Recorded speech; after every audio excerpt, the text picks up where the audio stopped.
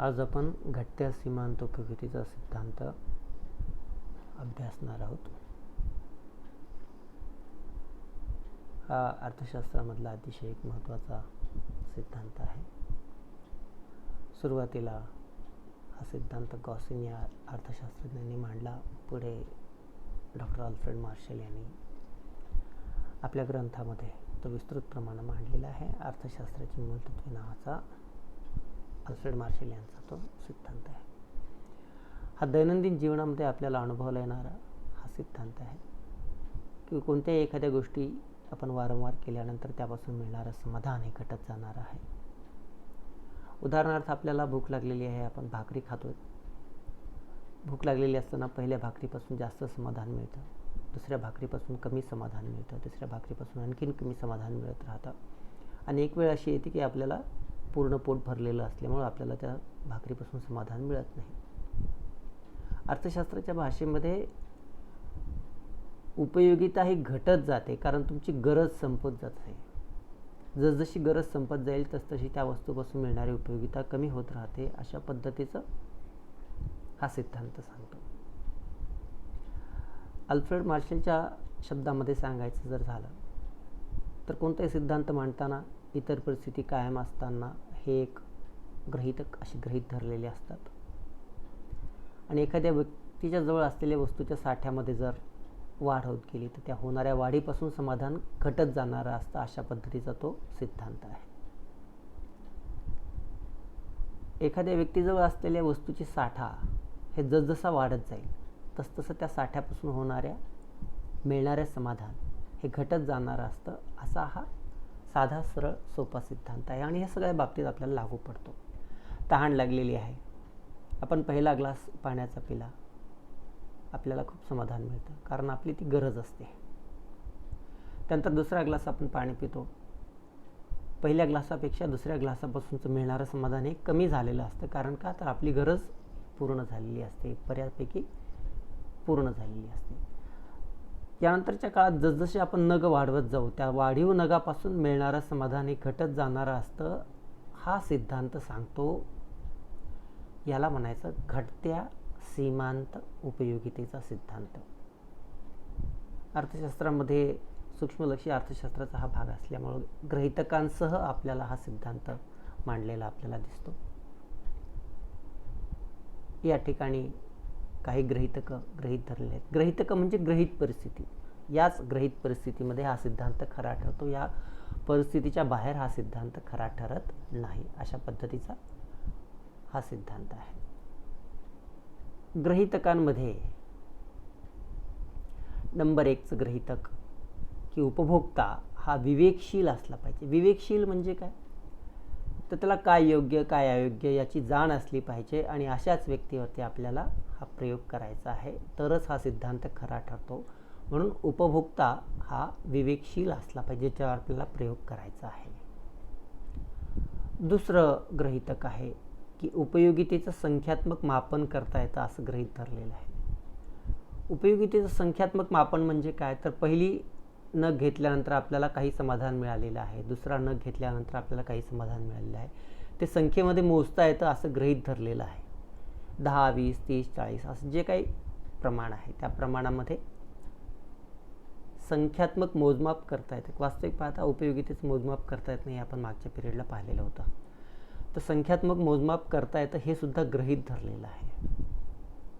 त्यानंतर तिसरं गृहीतक आहे की दिला जाणारा नग हा एकजिन्सी असला पाहिजे. हा सिद्धांत जर खरा ठरायचा असेल तर ज्या व्यक्तीवर आपण प्रयोग करत आहोत, ज्या उपभोक्त्यावरती आपण हा प्रयोग करत आहोत त्या उपभोक्त्याला दिला जाणारा नग त्याची रंग, रूप, चव, गुण, आकार ह्या सगळ्या बाबतीत सारखा असला पाहिजे. एखादा नग मोठा, एखादा नग छोटा, एखादा नग फार चांगला, एखादा नग दुसऱ्या चवीचा असं जर दिलं तर ते आपल्याला पाहिजे ते रिझल्ट येणार नाहीत. त्यामुळे दिला जाणारा नग हा एकजिन्सी असला पाहिजे. सगळ्या बाबतीत रंग, रूप, चव, गुण, आकार या बाबतीत सारखा असला पाहिजे असंही हा सिद्धांत गृहीत धरतो. त्यानंतर पुढचं गृहीतक आहे की उपभोग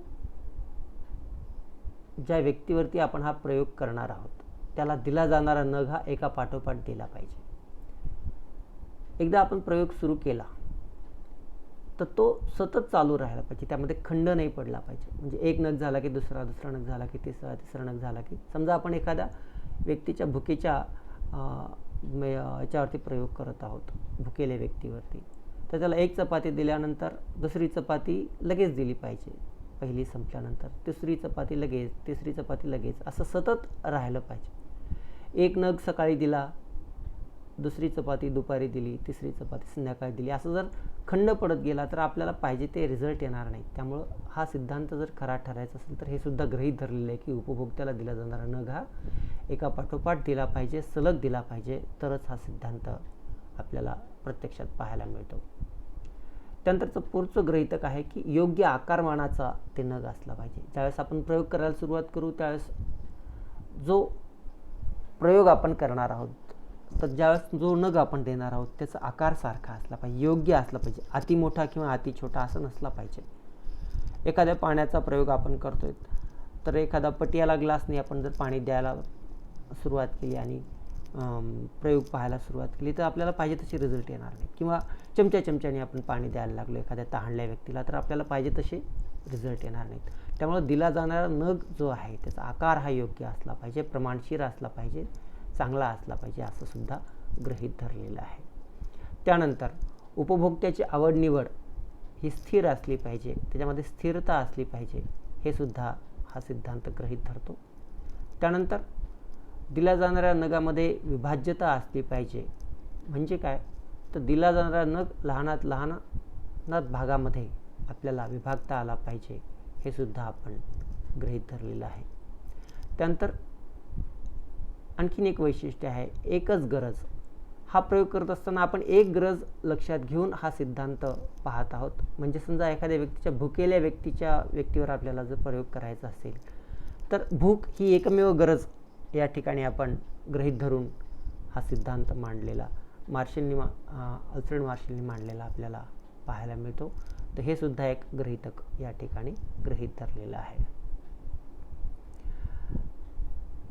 त्यानंतर हा सिद्धांत आपण जेव्हा पाहायला सुरुवात करतो तेव्हा एक उदाहरण आपण घेऊ की एखाद्या व्यक्तीवरती आपण हा प्रयोग करतो आहोत आणि व्यक्तीला आपण एक एक नग द्यायला सुरुवात केली. तर ते नग देत असताना पहिला नग दिला त्याची सीमांत उपयोगिता समजा आपण 10 मिळाली असं आपण गृहीत धरू. त्यानंतर दुसरा नग दिला तर उपयोगिता कमी होते, तिसरा नग दिला आणखीन उपयोगिता कमी होते. आपल्या उदाहरणामध्ये आपल्याला सुरुवातीला 10 इतकी उपयोगिता मिळाली आहे, त्यानंतर दुसऱ्या नगापासून 8 इतकी उपयोगिता मिळाली आहे, तिसऱ्या नगापासून 6 इतकी उपयोगिता मिळालेली आहे. जसजसं नग वाढत जात आहेत तसतशी सीमांत उपयोगिता घटत जाताना आपल्याला दिसते. चौथ्या नगापासून 4 इतकी उपयोगिता मिळालेली आहे, 5व्या नगापासून 2 इतकी उपयोगिता मिळालेली आहे. जसजसं नगांची संख्या वाढते आहे त्या वाढलेल्या नगांपासून मिळणारं समाधान घटणारं आहे. शेवटचा नग जो आहे तो कमी उपयोगिता आपल्याला देतोय. सीमांत म्हणजे शेवटचा. एका वाढीव नगामुळं पहिला नग आपण घेतला 10 इतकी उपयोगिता मिळाली, एक वाढीव नग घेतला सीमांत नग कोणता झाला दुसरा नग, त्यापासून किती उपयोगिता मिळाली 8. तिसरा नग घेतला वाढीव नग कोणता झाला तिसरा, सीमांत नग कोणता झाला तिसरा, उपयोगिता किती मिळाली 6. असं 8, 6, 4, 2 आणि एक वेळ अशी येते की उपयोगिता आपल्याला ही 0 मिळालेली असते. म्हणजे आपल्याला त्या भाकरीपासून त्या पोळीपासून आपल्याला उपयोगिता मिळालेली नसते. म्हणजे काय तर तुमची गरज पूर्ण झालेली आहे, तुमची तृप्तिबिंदू गाठलेला आहे, तुमचं समाधान पूर्णपणे झालेलं आहे.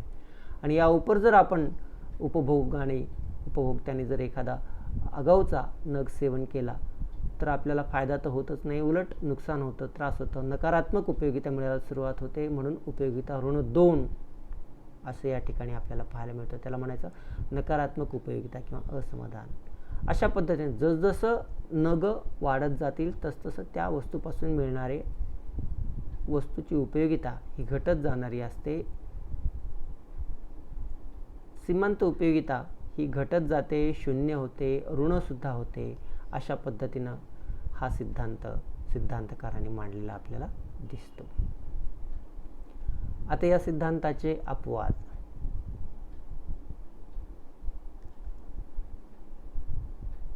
हा सिद्धांत मांडत असताना अर्थशास्त्रामध्ये एक पद्धत आहे की सुरुवातीला सिद्धांत मांडणारा व्यक्ती सिद्धांत मांडतो, गृहीतकासह मांडतो. त्याचे काही अपवाद असतात, काही टीका त्याच्यावरती केली जाते, तर ते सुद्धा आपल्याला अभ्यासाचाच एक भाग आहे. परीक्षेमध्ये विचारताना घटत्या सीमांत उपयोगितेचा सिद्धांत लिहा, घटत्या सीमांत उपयोगिते सिद्धांत स्पष्ट करा, घटत्या सीमांत उपयोगितेचे अपवाद लिहा, अशा पद्धतीचे प्रश्न आपल्याला विचारलेले आपल्याला पाहायला मिळतात.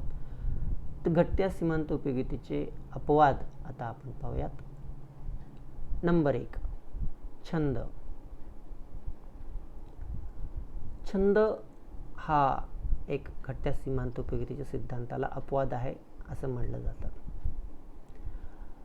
छंदामध्ये अनेक व्यक्तीला अनेक छंद असतात. वस्तू गोळा करणे, नाणी, तिकीटं हे संग्रह करण्याचा व्यक्तीचा सवय असते. आणि या छंदामुळं त्याला एखाद्या नगरसंख्येत वाढ झाली तर त्याला आनंद होतो. त्यामुळं हा सिद्धांत तिथे लागू पडत नाही, म्हणून तो अपवाद आहे असं काही लोक म्हणतात. परंतु सिद्धांतकार याला उत्तर असं देतो की छंदसुद्धा याला अपवाद नाही, कारण या ठिकाणी एकजिन्सीपणा याच्यामध्ये दुर्लक्ष केलेलं आहे. एकसारखे तिकीटं जर आपण गोळा करायला लागलो तर आपल्याला कंटाळा येईल. आपण वेगवेगळे तिकीटं गोळा करतो म्हणून आनंद मिळतो. आपल्या गृहीतकामध्येच गृहीत धरलेलं आहे की दिला जाणारा नग हा एकजिन्सी असला पाहिजे. त्यामुळे या गृहीतकाकडे दुर्लक्ष केलेलं आहे असं आपल्याला दिसतं. त्यामुळे छंद हा काही अपवाद होऊ शकत नाही. दुसरं, कंजूष व्यक्ती. दुसरा अपवाद सांगितलेला आहे कंजूष व्यक्ती. कंजूष व्यक्ती हा कंजूष असतो, त्याला खर्च करावासा वाटत नाही. त्यामुळं कंजूष व्यक्ती हा या सिद्धांताला अपवाद आहे. परंतु कंजूष व्यक्तीला त्याच्या पैशाच्या साठ्यामध्ये जर वाढ होत गेली तर तो जास्त आनंदी होतो. परंतु या ठिकाणी उपभोक्ता विवेकशील असला पाहिजे या गोष्टीकडे त्यांनी दुर्लक्ष केलेलं आहे. त्यामुळे कंजूष व्यक्तीसुद्धा या सिद्धांताला अपवाद नाही. त्यानंतर व्यसन हे सुद्धा एक अपवाद सांगितला जातो. व्यसनी व्यक्ती आहे, मद्यपी व्यक्ती आहे, तर त्या व्यक्तीच्या दृष्टीनं जितके जास्त न घेतले जातील तितका जास्त त्याला आनंद मिळत राहतो आणि त्यामुळे ते अपवाद आहे असं काही लोक म्हणतात. पण दारू पिणारे व्यक्ती किंवा धूम्रपान करणारे व्यक्ती या व्यक्तीमध्ये विवेकशीलता नाही असं आपण म्हणू शकतो. कारण विवेकशीलता हे एक सिद्धांताचं गृहीतक आहे, त्या ठिकाणी तिथं दुर्लक्ष झालेलं आहे असं आपल्याला दिसतं. त्यानंतर पैसा हा सुद्धा, अनेक पैसा आला तरी आपल्याला हव्यास असावाच वाटतो. पण हे सुद्धा अविवेकी व्यक्तीचंच लक्षण आहे. त्यामुळं या सिद्धांताला कोणतेही तसे अपवाद नाही आहेत. त्यामुळं घटत्या सीमांत उपयोगितेचे सिद्धांत सर्व वस्तूंना लागू पडतो, याला अपवाद नाहीत, अशा पद्धतीचं वर्णन आपल्याला या ठिकाणी करता येतं. आता या सिद्धांताला काही लोकांनी टीका केलेली आहे. या सिद्धांतावरती काही लोकांनी आक्षेप घेतलेला आहे. ते आक्षेप आता आपण पाहणार आहोत. या सिद्धांतावरच्या टीका. पहिली टीका अशी केलेली की या ठिकाणी अवास्तव गृहीतकं मांडलेली आहेत. उपभोक्त्याला दिला जाणारा नग एका पाठोपाठ दिला पाहिजे, वस्तू एकजिन्सी असली पाहिजे, यासारखे जी गृहीतकं आहेत ते अवास्तव आहेत, अशा प्रकारची टीका काही टीकाकार करतात. दुसरी टीका करतात की उपयोगितेचं संख्यात्मक मापन केलं जातं असं गृहीत धरलेलं आहे, ते अवास्तव आहे, चुकीचं आहे. उपयोगिता मोजता येत नाही, ते संख्यामध्ये मोजता येत नाही. मग हे कसं दिलं 10, 8, 7, 6 ह्या पद्धतीचे मोजमाप करताच येत नाही. ती एक मानसशास्त्रीय संकल्पना आहे आणि तुम्ही ते गृहीत धरलेलं आहे म्हणून तुमचा सिद्धांत चुकीचा आहे, अशा पद्धतीची टीका या सिद्धांतावर केली जाते. त्यानंतर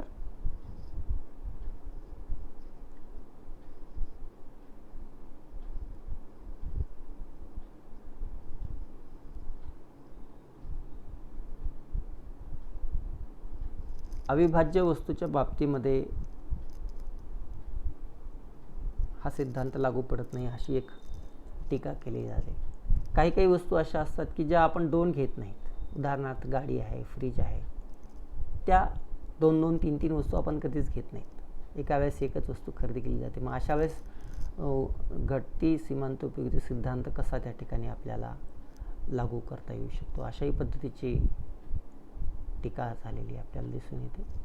त्यानंतर पैशाची सीमांत उपयोगिता स्थिर असते असं सुद्धा हा सिद्धांत गृहीत धरतो. वास्तविक पाहता पैशाची सीमांत उपयोगिता कधीही स्थिर नसते, त्यामुळं ती सुद्धा एक टीका केलेली आपल्याला दिसून येते. त्यानंतर हा सिद्धांत एकच गरज दर्शवतो. माणसाच्या अनेक गरजा असतात. अनेक गरजा असताना केवळ एकाच गरजेवरती लक्ष केंद्रित करून हा सिद्धांत मांडलेला आहे, अशी सुद्धा टीका या सिद्धांतावर केली जाते असं आपल्याला दिसतं. अशा रीतीनं घटत्या सीमांत उपयोगितेचा सिद्धांत, त्याचे गृहीतक आणि त्यावरती केल्या जाणाऱ्या टीका हा भाग आपण आजच्या पिरियडमध्ये आपण ऐकलेला आहे. लाईव्ह विद्यार्थी नसताना समजावून सांगणं एक वेगळी पद्धत आहे, वेगळं भाग आहे, नवीन आहे. काही दिवसानंतर याच्यामध्येही आपण परिपूर्णता मिळवू शकू. अशा पद्धतीनं हा आपला एक टॉपिक या ठिकाणी आपण थांबवत आहोत.